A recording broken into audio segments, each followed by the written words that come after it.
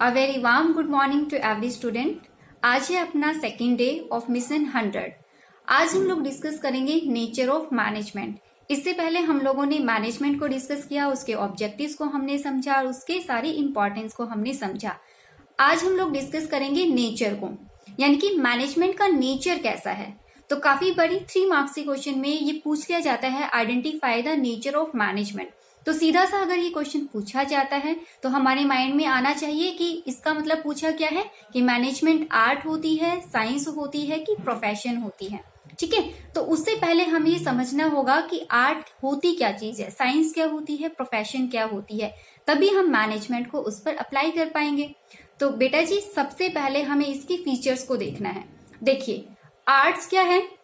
Art की 3 features होती है। सबसे पहली फीचर हमारी होती है, इसके अंदर बहुत सारी थ्योरेटिकल और प्रैक्टिकल नॉलेज होती है, यानी कि based on practical and theoretical knowledge.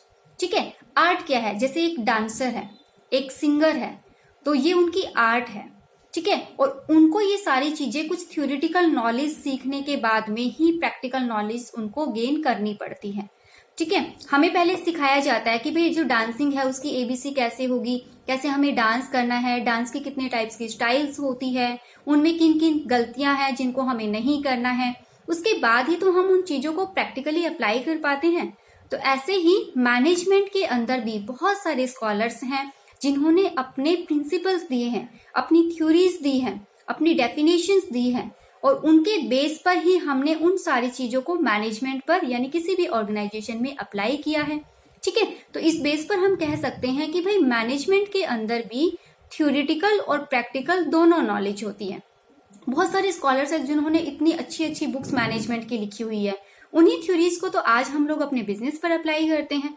तो मैनेजमेंट की ये जो फीचर है, प्रैक्टिकल और थ्योरेटिकल नॉलेज, ये हमारी मैनेजमेंट पर भी अप्लाई होती है। सेकेंड आता है इसमें based on practice and creativity. Art एक ऐसी चीज होती है जो कि बेस होती है, किस पर बेस्ड होती है? प्रैक्टिस पर। यानी कि जितनी ज्यादा प्रैक्टिस हम करेंगे उतनी ज्यादा ही क्रिएटिविटी आ जाती है। यानी बार बार जब हम प्रैक्टिस करेंगे तो हमें और ज्यादा एक्सपीरियंस होता है और हम जो गलतियां पहले कर चुके होते हैं उनको हम रेक्टिफाई करना सीख जाते हैं। तो क्या मैनेजमेंट में भी ऐसा ही होता है? जी हाँ, बिल्कुल, मैनेजमेंट में भी ऐसा ही होता है। एक मैनेजर जब फर्स्ट टाइम अपॉइंट होता है तो पहले साल वो बहुत सारी मिस्टेक्स करता है, लेकिन धीरे धीरे जैसे उसका एक्सपीरियंस हो जाता है तो वो मिस्टेक्स करना छोड़ देता है, चीजों को रेक्टिफाई करना स्टार्ट कर देता है और उन कमियों से सीखता है, अपने आप को हर साल इम्प्रूव करता है। तो इसलिए मैनेजमेंट भी जो है वो हमारी बेस्ड किसके ऊपर होती है? प्रैक्टिस और क्रिएटिविटी के ऊपर होती है। थर्ड पॉइंट हमारा आता है इसमें कि जो आर्ट होती है ना, ये पर्सनलाइज्ड एप्लीकेशन होती है। पर्सनलाइज्ड एप्लीकेशन का मतलब हर बंदे का काम करने का तरीका अलग अलग होता है।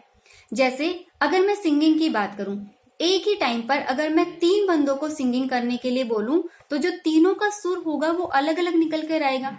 यानी कि हर बंदे की अपनी एक एप्लीकेशन होती है, वो हर बंदा अपनी चीज को अपने तरीके से करता है। ऐसे ही मैनेजमेंट के अंदर भी जो मैनेजर्स होते हैं उनके काम करने का तरीका भी सबका अलग अलग होता है, किसी का मैच नहीं करता। थोड़ी बहुत चीजें मैच कर सकती है लेकिन ज्यादा मैच नहीं होती। बहुत सारे ऐसे मैनेजर्स होते हैं जो बहुत पोलाइटली चीजों को हैंडल करते हैं, बहुत सारे ऐसे भी मैनेजर होते हैं जो बहुत ही खड़ूस टाइप होते हैं। तो इसलिए हर मैनेजर की अपनी एक पर्सनलाइज्ड एप्लीकेशन होती है, वो अपने तरीके से काम करता है, उसकी एक यूनिक आइडेंटिटी होती है ना, एक अलग परसेप्शन होती है, उसका एक नजरिया होता है, एटीट्यूड एक अलग होता है। तो इसलिए आर्ट की जो 3 फीचर्स होती हैं वो तीनों की तीनों हमारी मैनेजमेंट पर भी अप्लाई होती है। तो इस बेस पर हम कह सकते हैं कि मैनेज कंप्लीटली क्या है? आर्ट है। ठीक है, सेकेंड आता है साइंस। तो साइंस की भी बेटा 3 फीचर्स होती है। पहली होती है specialised body of knowledge. Specialised body of knowledge की इसमें बहुत सारी थ्योरीज होती है, बहुत सारी नॉलेज होती है, डेफिनेशंस होती है, उनके बेस पर ही हम साइंस को सीखते हैं। ठीक है, तो क्या मैनेजमेंट में भी ऐसा होता है? तो जी बिल्कुल, मैनेजमेंट में होता है। मैनेजमेंट में भी तो एफ.डब्ल्यू. टेलर ने, हेनरी फ्योल ने बहुत सारे प्रिंसिपल्स दिए हैं, बहुत सारी टेक्निक्स दी हैं और उनको हम अपनी रियल लाइफ में अप्लाई भी करते हैं। ऐसे बहुत सारे स्कॉलर्स हैं जिन्होंने बहुत सारी कंट्रोलिंग टेक्निक्स भी हमें दी है, उनको हम अपने बिजनेस में अप्लाई करते हैं। तो स्पेशलाइज्ड बॉडी ऑफ नॉलेज के बेस पर हम कह सकते हैं कि हमारा मैनेजमेंट क्या है, साइंस है। सेकंड आता है बेस्ड ऑन एक्सपेरिमेंट्स।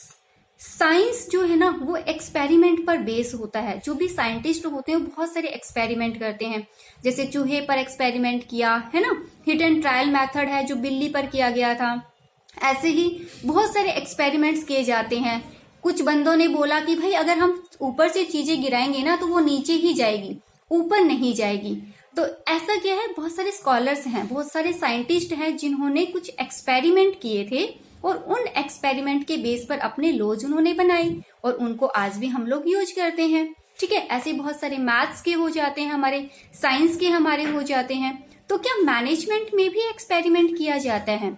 तो देखिए बच्चे, मैनेजमेंट जो होता है ना वो ह्यूमन बींग्स के साथ में डील करता है और ह्यूमन बींग्स के ऊपर हम बहुत सारा एक्सपेरिमेंट नहीं कर सकते, है ना। भाई ऐसा तो नहीं है कि अगर कोई बंदा है, अगर हम उसको बोले कि हम आपको 10,000 सैलरी देंगे, वो कहता है नहीं मुझे तो 12,000 सैलरी चाहिए, तो क्या हम उसको अंदर बंद कर देंगे, केज में बंद कर देंगे? नहीं भाई, अगर आप 10,000 पर एग्री करते हो तो हम आपको रखेंगे, अदरवाइज नहीं रखेंगे। ऐसा नहीं होता है बेटा। अगर हमें किसी को मोटिवेट करना है तो देखो, मैस्लो ने भी तो बहुत सारी थ्योरीज दी है ना। उसने अपनी एक नीड हायर की थ्योरी दी और उसने बताया कि लोगों को कैसे हमें कैटेगराइज करना है, देन आफ्टर हमें उनको उनकी नीड के अकॉर्डिंग मोटिवेट करना है ना। तो यहाँ पर क्या होता है, हम ऑब्जर्वेशन तो कर सकते हैं लेकिन एक्सपेरिमेंट बहुत ज्यादा ह्यूमन बींग्स पर नहीं कर सकते। तो इसीलिए इस बेस पर हम ये कहते हैं कि साइंस के अंदर एक्सपेरिमेंट होते हैं लेकिन मैनेजमेंट में एक्सपेरिमेंट बहुत ज्यादा पॉसिबल नहीं होते। यहाँ पर हम लोग क्या करते हैं, ऑब्जर्वेशन करते हैं और ऑब्जर्वेशन के बेस पर हम थ्योरीज देते हैं, बहुत सारे प्रिंसिपल्स देते हैं, बहुत सारी टेक्निक्स बनाते हैं। तो ये वाला हमारा थोड़ा थोड़ा अप्लाई होता है, थोड़ा अप्लाई नहीं होता है। ठीक है, और लास्ट पॉइंट हमारा आता है कि जो साइंस है ये यूनिवर्सल वैलिडिटी रखता है, मतलब ये हर जगह पर एक ही जैसा रिजल्ट निकालता है। भाई अगर आप किसी भी केमिकल को किसी दूसरे केमिकल में मिलाते हो तो जो रिजल्ट इंडिया में निकलेगा वही रिजल्ट उसको आप चाइना में बैठकर करोगे तब भी निकलेगा, उसको अपने स्कूल में बैठ के करोगे तब भी निकलेगा, उसको आप अमेरिका में जाके करोगे तब भी वही निकलेगा। मतलब यूनिवर्सली एक ही जैसा वो एप्लीकेशन देता है, एक ही जैसी उसकी वैलिडिटी होती है। लेकिन क्या मैनेजमेंट में भी ऐसा ही होता है? नहीं भाई, ऐसा तो नहीं हो सकता। क्या नेपाल में जाकर अगर मैं मैनेजमेंट करूं, लोगों को हैंडल करूं, तो क्या मुझे उतने ही एफर्ट्स लगाने पड़ेंगे जितना मुझे इंडिया में लगाना पड़ता है? नहीं, जरूरी तो नहीं है कि नेपाल के बंदे भी उसी टेक्निक से हैंडल किए जाए जो कि इंडिया वाले लोगों को किया जाता है या फिर जो अमेरिका के लोगों के साथ में किया जाता है। क्योंकि ह्यूमन बींग्स का तो बिहेवियर ही अलग अलग होता है, उसका नेचर अलग होता है, उसका एटीट्यूड अलग होता है ना। तो उन सभी को एक जैसे तरीके से हैंडल करना पॉसिबल नहीं हो सकता, उसके लिए हमें अलग अलग मेथड्स अपनाने पड़ते हैं। तो इसलिए ये वाला जो हमारा पॉइंट है, जो फीचर ऑफ साइंस है, ये भी कंप्लीटली हमारा मैनेजमेंट पर अप्लाई नहीं होता। तो इसीलिए हम क्या कहते हैं, टोटल 3 में से 1 अप्लाई होता है, स्पेशलाइज्ड बॉडी ऑफ नॉलेज, लेकिन बाकी 2 हमारे अप्लाई नहीं होते। तो इसलिए साइंस कंप्लीट मैनेजमेंट तो नहीं है, लेकिन इसको हम अप्लाइड या फिर इन एग्जैक्ट साइंस बोलते हैं बेटा। तो हमें थोड़ा सा ध्यान रखना है कि अगर डेफिनेशन 1 मार्क्स के क्वेश्चन में एमसीक्यू के बेस पर आती है तो हमारा management art as well as science आएगा।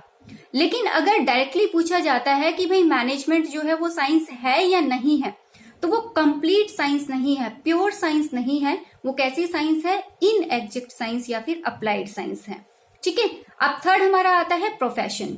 प्रोफेशन में हमारी 5 फीचर्स होती है। फर्स्ट हमारा वही बॉडी ऑफ नॉलेज, यानी कि स्पेशलाइज्ड बॉडी ऑफ नॉलेज होती है। तो भी मैनेजमेंट में भी बहुत सारी थ्योरीज हैं, है ना, बहुत सारे स्कॉलर्स ने बहुत डेफिनेशंस दी है, टेक्निक्स दी है, प्रिंसिपल्स दिए हैं। तो ये वाला पॉइंट तो सभी का एग्री करता है। लेकिन सेकेंड पॉइंट हमारा आता है रिस्ट्रिक्टेड एंट्री। मतलब अगर हमें किसी प्रोफेशन में जाना है, किसी प्रोफेशनल कोर्स में एडमिशन लेना है, तो उसके लिए कुछ रिस्ट्रिक्शंस होते हैं। जैसे किसी पर्टिकुलर कोर्स में जाना है तो भाई आपको कम से कम 12th पास होना चाहिए, है ना, आपके 12th में 50% मार्क्स होने चाहिए। तो एक क्राइटेरिया होता है, उसको हमें फॉलो करना पड़ता है। क्या मैनेजमेंट में भी ऐसा ही होता है? नहीं। एक अनएजुकेटेड पर्सन भी बहुत अच्छी मैनेजमेंट कर लेता है, एक बहुत बड़ा बिजनेस को चला सकता है। तो मैनेजमेंट के अंदर ये जरूरी नहीं है कि बंदा वेल क्वालिफाइड ही हो।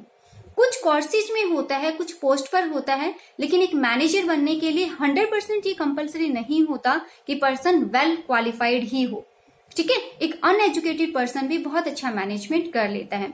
तो ये वाला पॉइंट हमारा जो प्रोफेशन का है ये मैनेजमेंट पर अप्लाई नहीं होता।